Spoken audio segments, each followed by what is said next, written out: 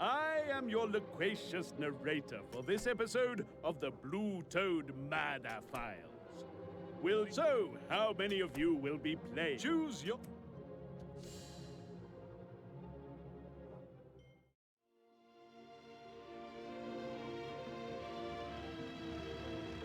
Welcome, one and all, to Little Riddle, a picturesque village where simple neighborly folk live lives untouched by the hustle and bustle of the outside world. A sanctuary from the pressures of all things modern and unnecessary.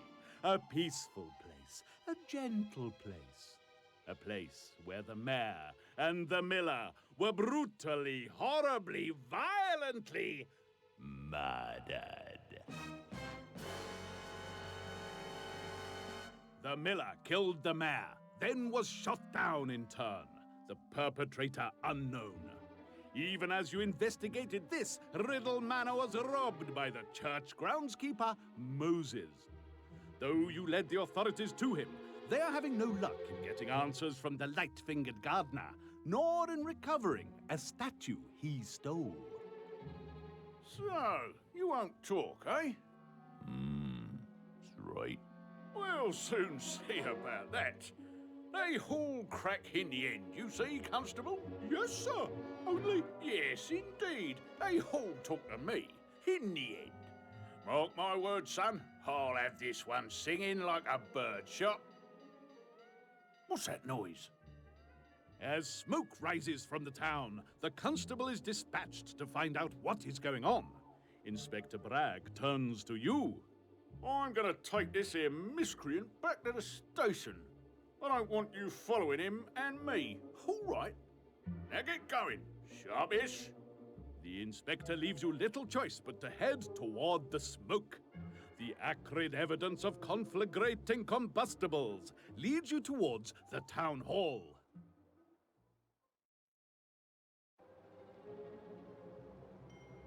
Click on the scene at the town hall is one of action and panic. A group of people have gathered, watching whilst others attempt to extinguish the flames. The clerk too watches as her place of work burns. You wonder how long it will take to extinguish the fire.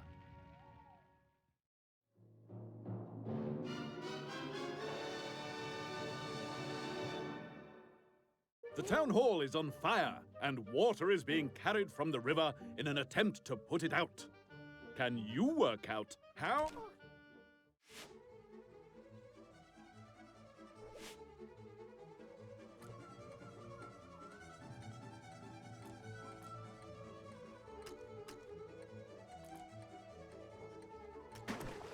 Ducks, drum roll. Huzzah! What, finished already? Ooh, ooh! No mistakes made. Show off. You deserve so much more, but this will have to do. The fire is expertly extinguished. You manage to gain the side of the slightly singed secretary. Her reaction to your arrival is unexpected. I am not at all surprised to see you here, no. In fact, I'm very glad. You are my hope. You will find who did this. So, no particular pressure then. You ask your eager informant for all the facts she can give. The fire started in a corner of the archives, I'm told, in one of the cabinets. The archives are usually empty, but today we had 4 visitors in short order. The colonel, the doctor, the librarian, and the jeweler. Any one of them could have started the fire. That's all I know. What do you intend to do now? The weight of expectation sits heavily on your shoulders. A burden you welcome, but one better borne after a night's rest.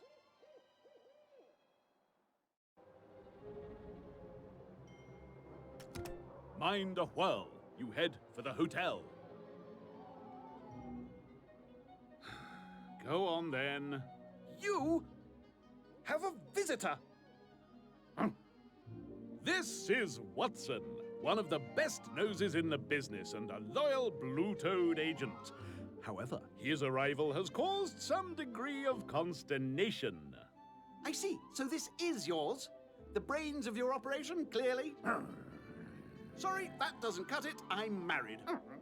Right, your pilfering pooch has snaffled the sausages. That'll cost you. You protest that so upright and noble a beast as Watson would do no such thing. Demanding more details, the hotel manager explains the situation.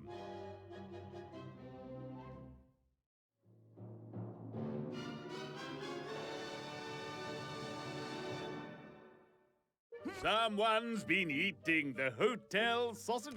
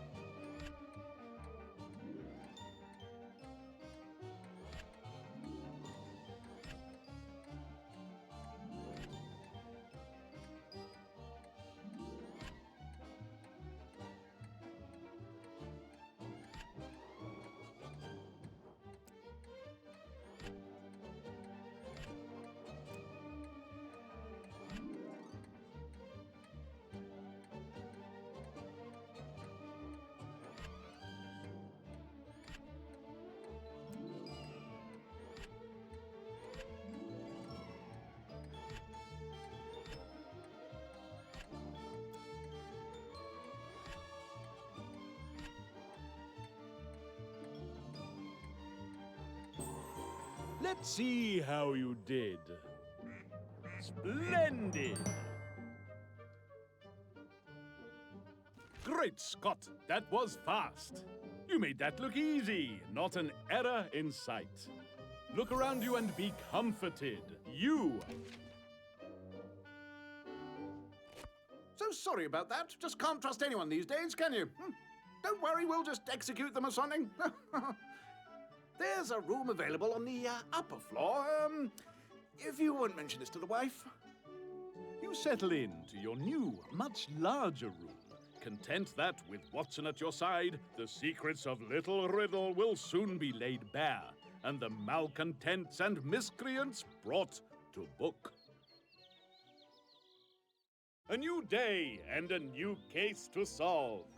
Someone is responsible for the blackened mess that is the town hall, and it will be up to you to learn the truth.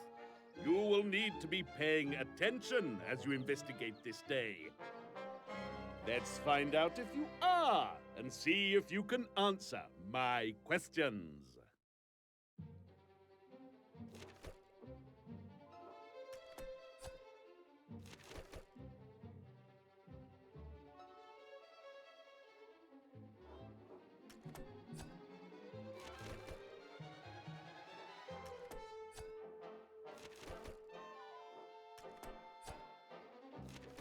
Either you are the reincarnation of Sherlock Holmes, or these questions are too easy. Wonderful work, either way you look at it. It's time to begin your investigation and meet with the 4 suspects.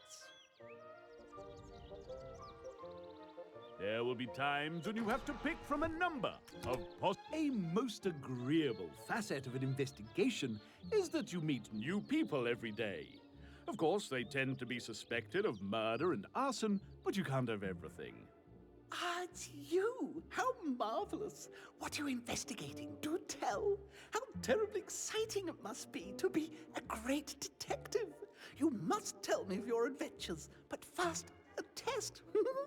Must beware of charlatans. See if you can solve my little conundrum.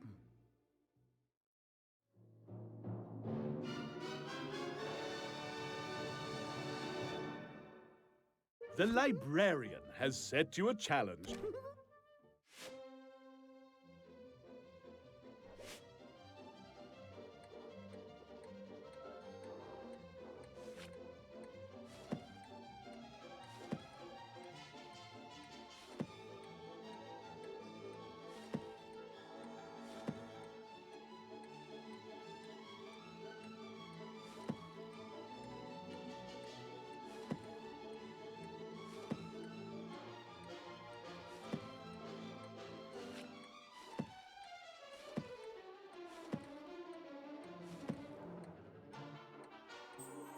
What will the ducks reveal?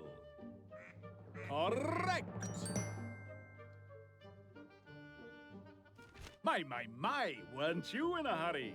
Oh, and aren't you the smug one? No mistakes. My, aren't you terribly talented? Well done.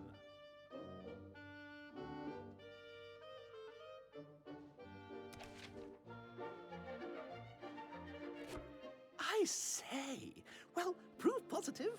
Gosh, how wonderful. What times you must have, reuniting lost loves, saving young gals from their dastardly guardians, so that they may marry their impoverished but noble true love. Ah.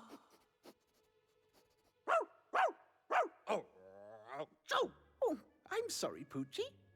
Now, what was it I can do for you? You mentioned the fire at the town hall, and that she was one of those who had visited. What had she been doing? Oh, am I a suspect? How thrilling. Gosh. Wow, that's made my day, let me tell you. Terribly sorry, but I was just there to sort out the filing system. Bit of an obsession, I'm afraid. Turning down the chance to regale the librarian with tales of your daring do, you leave the library and the most eager suspect you've ever had.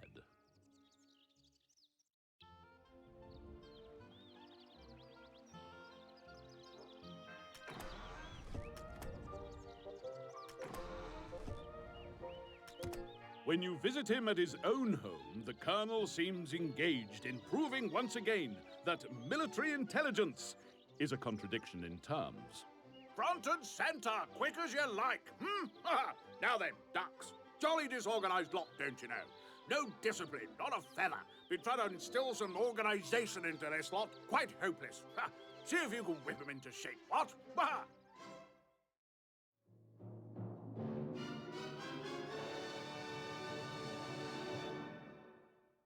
The Colonel is trying to arrange his ducks into formation.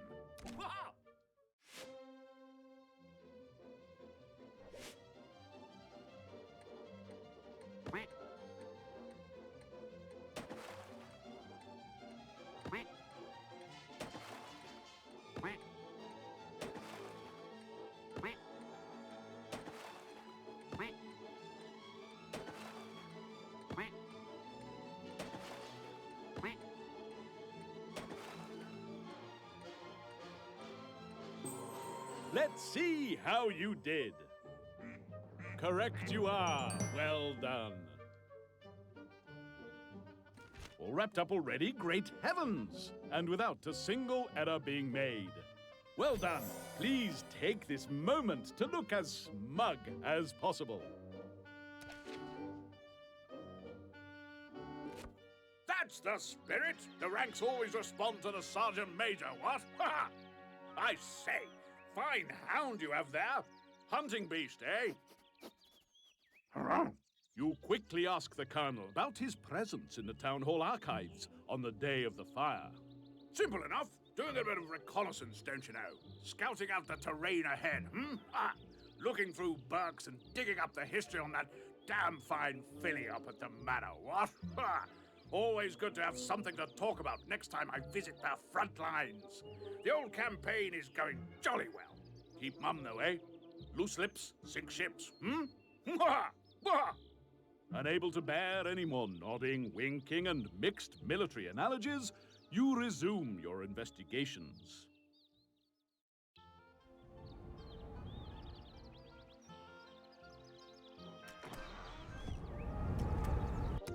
The normally effervescent jeweler is utterly enwrapped and fails to detect your approach. She does not miss the abrupt attention of your shorter colleague, however. Oh my, sir. Such a terribly cold nose. You have me at a disadvantage. To take such liberties with my state of distraction. You are quite the cad. You apologize for Watson, who seems unlikely to repeat his invasion so all-pervasive as the lady's perfume. To draw the conversation onto safer ground, You ask what she's doing. Why, I recently purchased elements of an antique necklace, the string for which has long ago perished.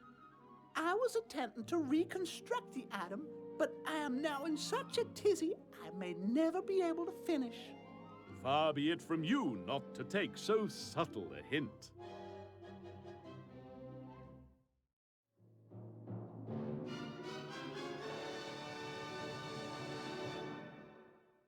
The necklace that the jeweler is trying to reconstruct is missing a few pearls. She knows the value.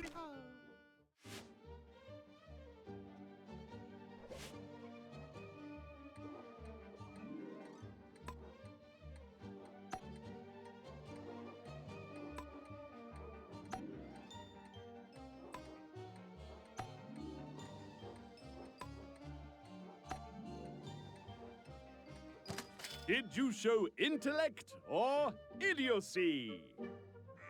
Correct. You're finished. That was quick. No mistakes made, too, you great big swat. There are no words sufficient to describe your brilliance.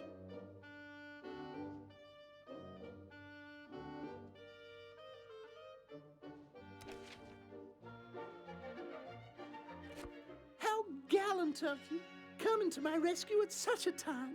How can I ever repay the kindness of strangers upon which I so rely? You bring up the issue of the town hall, the fire in the archives, and her presence there shortly before the conflagration consumed so much of the building. I do seem to intersect with your investigations, do I not? You must think me a bad, bad girl. I fear that I must disappoint, as I was in the archives only to research this necklace. To no avail, I might add. Still, I might try again elsewhere. After all, tomorrow is another day. The conversation is rapidly heading south, so you leave as quickly as is polite.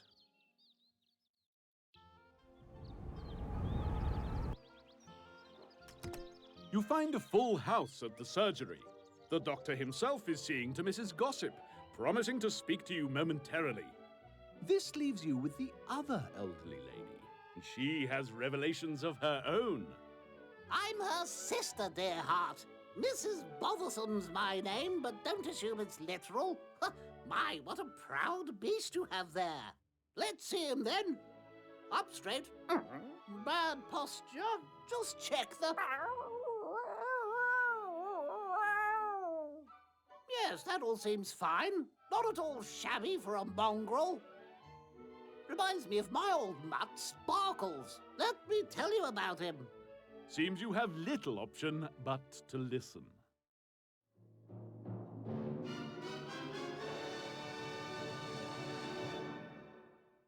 Mrs. Bothersome will tell you a story of when her dog Sparkles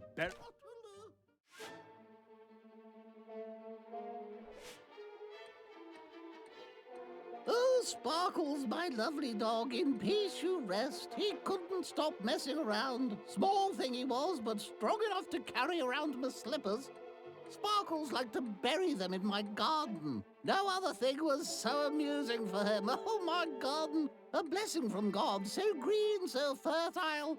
Damn dog had to always bury the slippers on the grass. Sorry, I shouldn't curse Sparkles. I loved him, but he couldn't bury stuff on the ground. Eeny, meeny, miny. Correct.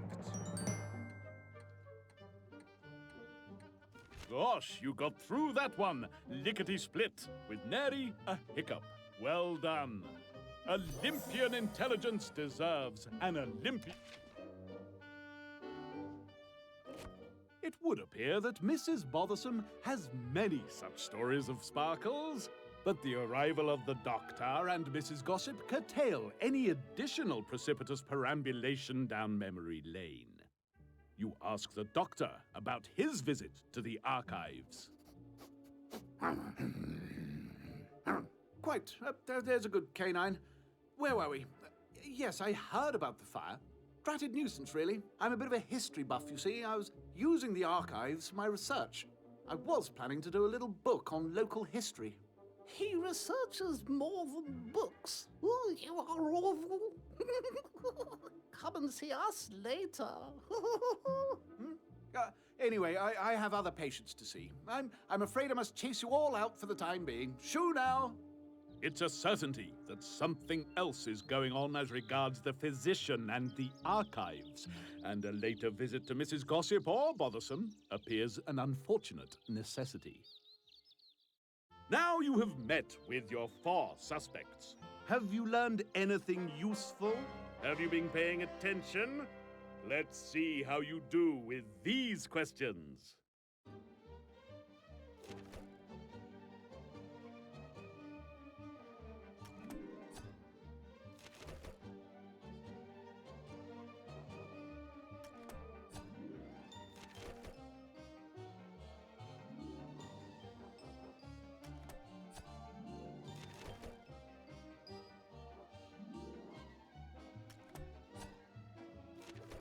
That clean sweep of questions puts you most resoundingly in my good book.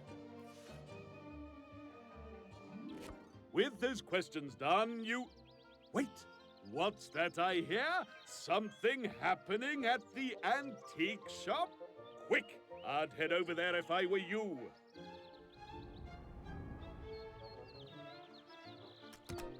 Following my rather superb advice, you rush to the antique shop. Something has certainly transpired here, and inside you find a man who appears to be rather shaken. What? Who is it?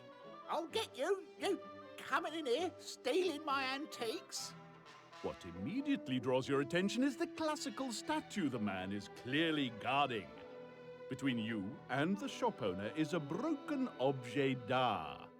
Perhaps if you reassembled it, he'd realize your intentions were honorable.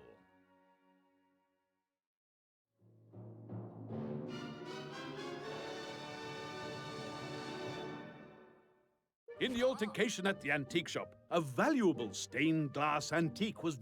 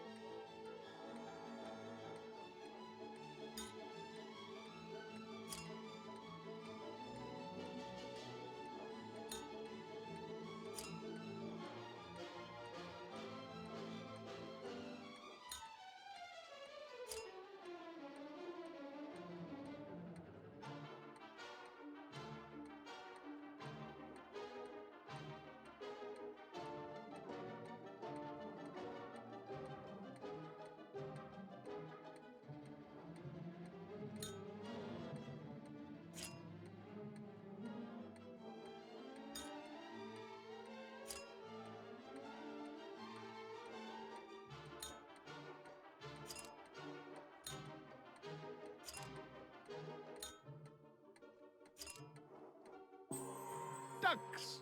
Drum roll! Correct you are! What? Finished already? Ooh, ooh! No mistakes made. Show off. You deserve so much more, but this will have to do.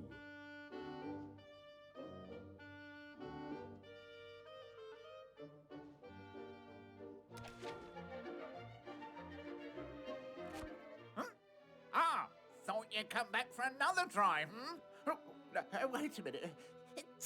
Oh, better. Now then, you're not my assailant. What can I do for you then, After a little while, you manage to explain who you are and ask what happened. Did the gentleman see who tried to steal the statue? No. Now then, didn't get a good look at him, I'm afraid. Had a hat on, pulled down low. Asked to buy the statue. I said no. So, he tried to take it. You ask about the statue, mentioning it bears a strong resemblance to the one Moses took from Riddle Manor. Well, So it should. There were 3 made, each with... Oi, that's quite enough of that. This is a police investigation, and this is a crime scene. I want no more interference from you. Out, sharpish. You're left with little choice but to depart. But your mind is in a whirl. 3 statues. Was the one Moses stole one of these 3?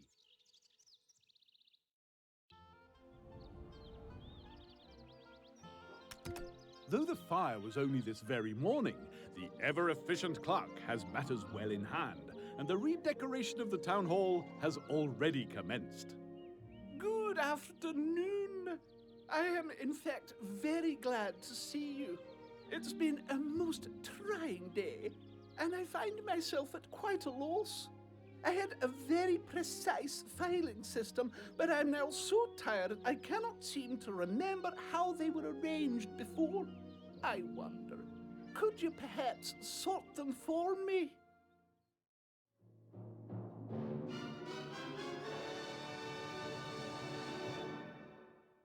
The clerk needs help with arranging the art.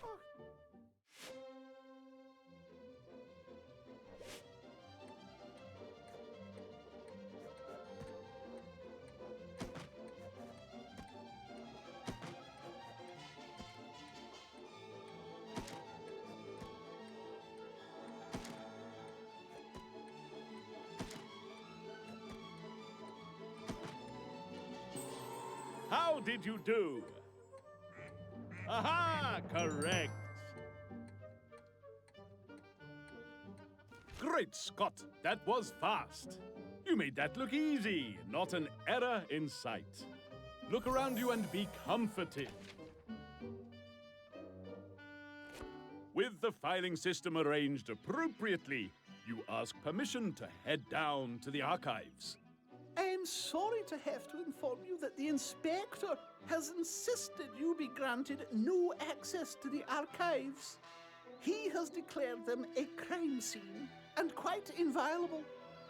So as long as I'm on duty, he said, I am not to let you pass. However, I am off duty this evening. You appear to have more allies in this investigation than the inspector.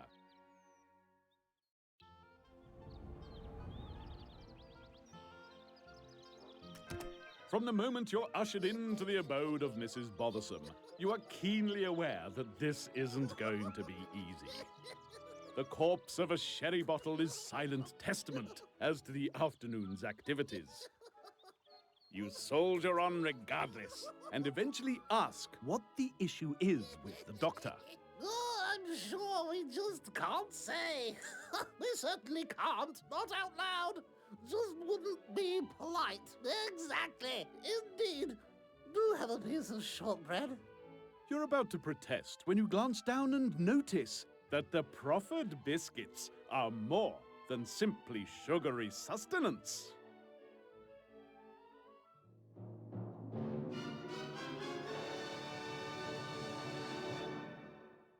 There are 6 pieces of shortbread, and each has been cut in half.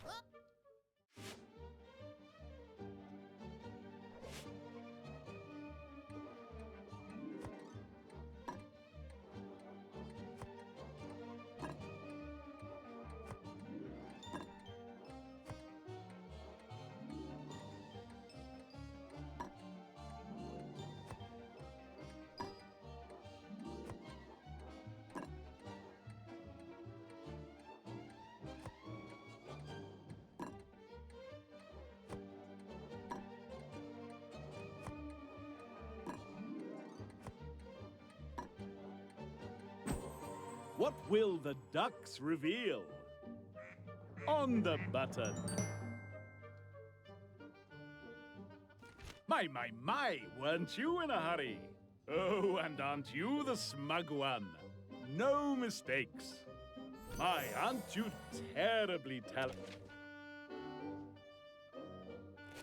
You make the bold assumption that the doctor is arranging assignations with the librarian. Your assumption seems correct, as you are answered with a great gale of girlish giggles. Oh, absolutely. So bold and brazen. Mind you, he's not the only one to have shown her attention. Yes, well, we don't need to be spreading such nonsense now, do we? That Mrs. Gossip shows a certain reticence in discussing this story is unusual, but you catch her eyes flicking to a picture on the mantelpiece.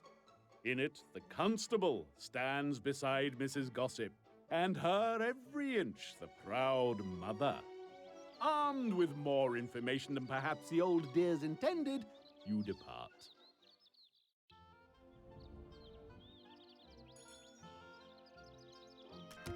You arrive back at the hotel in time for dinner, so you head straight for the dining room. However, nothing is ever simple in this establishment. Oh, no, I don't think so. No dogs in the dining room. What? What? No unaccompanied dogs in the... Look, get this lot seated. I'll get the mutt before my wife sees him. I'd like to live through the night, if that's quite all right. Come back, you mutt! Once again, you find yourself working for your meal. You quickly find out why the manager was so keen to fob you off with seating his latest, rather eccentric guests.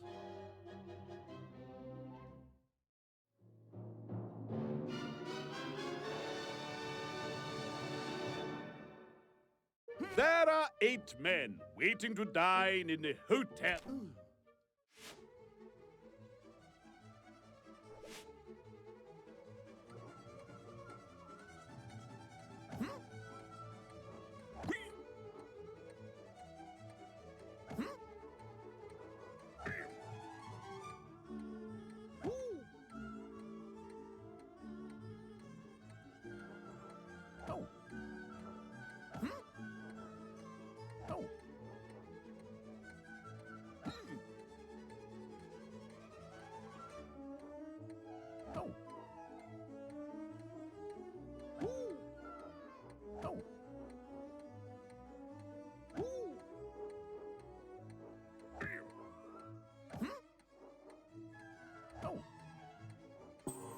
Are you marvelous or moronic? On the button. All wrapped up already? Great heavens! And without a single error being made. Well done. Please take this moment to look. With the hotel manager in pursuit of your canine companion, you manage a relatively pleasant meal. As you enjoy coffee and biscuits, your thoughts are interrupted once more.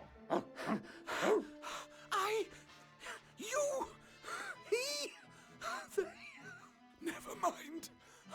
Watson has brought you the newspaper clipping you were sent by Mother, the head of intelligence of Blue Toad. You hadn't noticed the photo on the back, clearly labelled as being of a portrait loaned by Lady Snobbish to a London gallery. Her great-grandfather and grandmother are shown. The lady is wearing a familiar pearl necklace, and a very familiar statue sits on the table beside the couple. Suddenly, you have 2 places to visit this evening. The time is near when you will be asked who you believe the villain to be. This evening may reveal a vital clue, and you will need to be alert. Are you paying sufficient attention? Here are some more questions for you.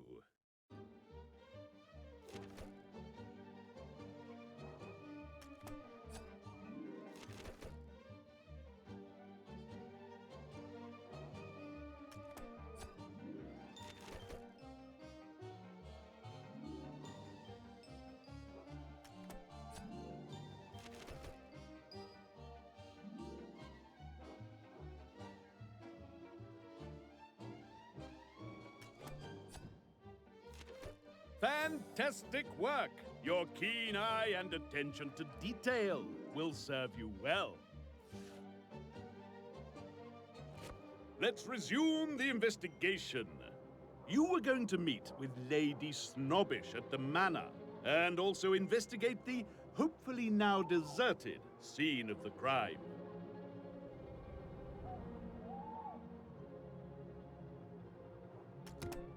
Despite the late hour, Lady Snobbish is content to entertain uninvited guests. The fact that you wish to discuss her ancestors may have something to do with it. You see, my family have been here since the Norman Conquest. There's a connection to Henry VII, apparently. We have several documents that prove it, though I've never had the connections explained simply. Perhaps you could try. The lady presents you with a number of musty documents and a hopeful look. Still, this should be fun.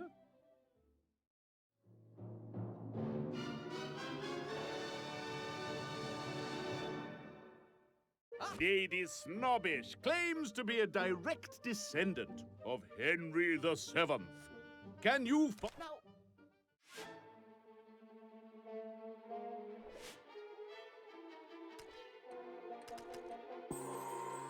And your result is...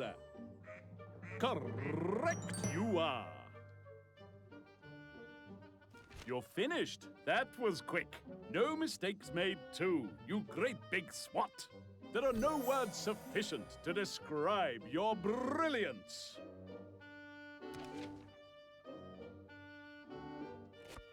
Lady Snobbish is delighted with your explanation.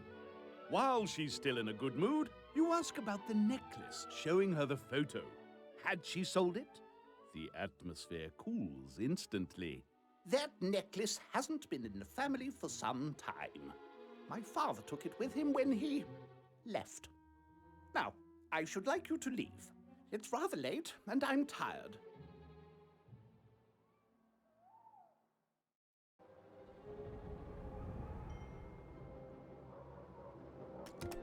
Slipping into the town hall is far simpler than you'd anticipated. Without the supervision of the redoubtable clerk, the painters have slipped off to the local public house. Nevertheless, you must be swift in your quest for answers. To the archives!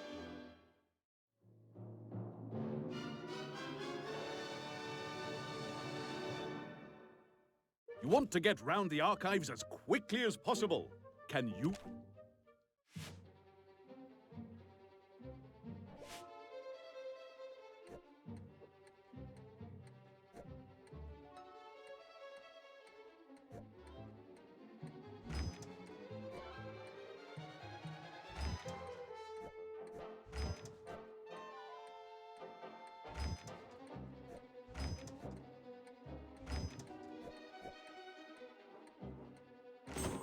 And your result is...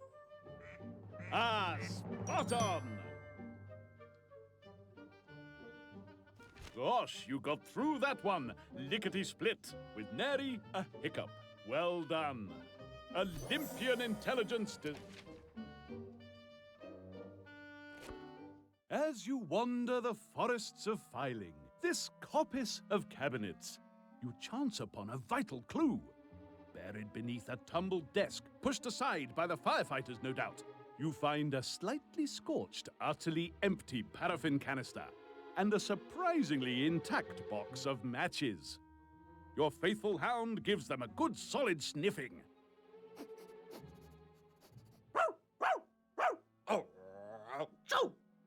With a single yelp, Watson lays the case bare.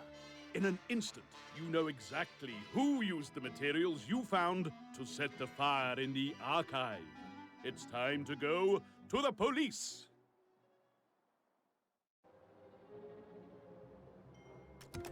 Only the constable was on duty when you arrived at the police station. Inspector Bragg was called for, though he remains to be convinced of the need to get him out of his bed. You have been lucky so far with your wild accusations. You had better be more than lucky this time. Come on in. Sharpish now. There were 4 suspects, 4 individuals who had visited the archives at the town hall. The colonel was apparently searching for more information on Lady Snobbish. Had he found something, perhaps regarding her father, that he felt needed covering up? The librarian and the doctor were using the privacy of the archives for their clandestine meetings. Was there something even less innocent about their encounter that day? Was one of them being less than honest with the other? The jeweler was researching a valuable necklace which had left the possession of the snobbish family under mysterious circumstances. Had she found evidence that would prevent her making a significant sale? One of these individuals has been caught out. Which one?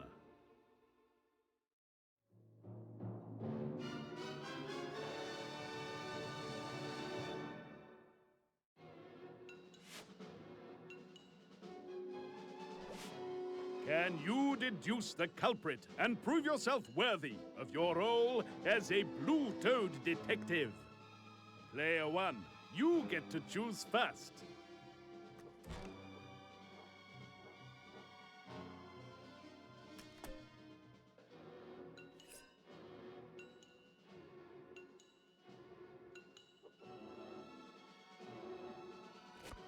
Thanks to the arrival of Watson, the best nose in Blue Toad, you now know the guilty party is the librarian.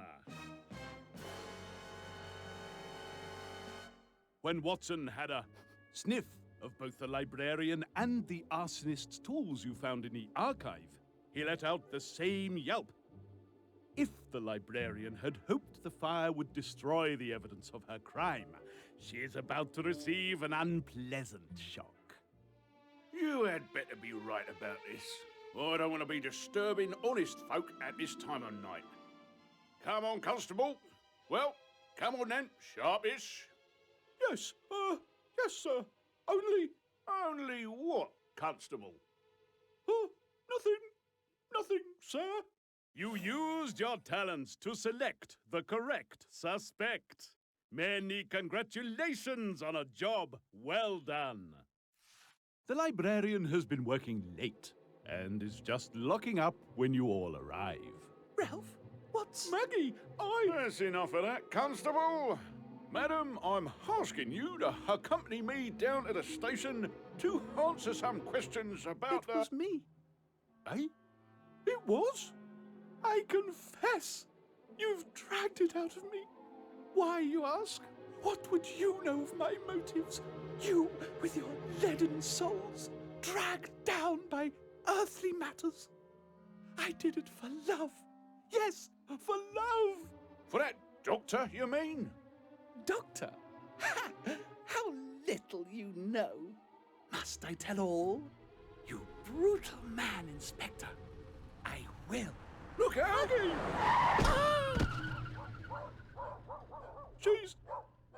She's dead. In a screech of tires and a flash of headlights, another body lies on the streets of Little Riddle. You knew that your foe was a dangerous one, but now you have a glimpse of the depth of darkness you must defeat. Do you have the strength, the intellect, the audacious courage needed to bring to justice the master criminal at work here? You will find out soon as you prowl the streets, seeking to finally close the Blue Toad Agency file on Little Riddle in Death from Above.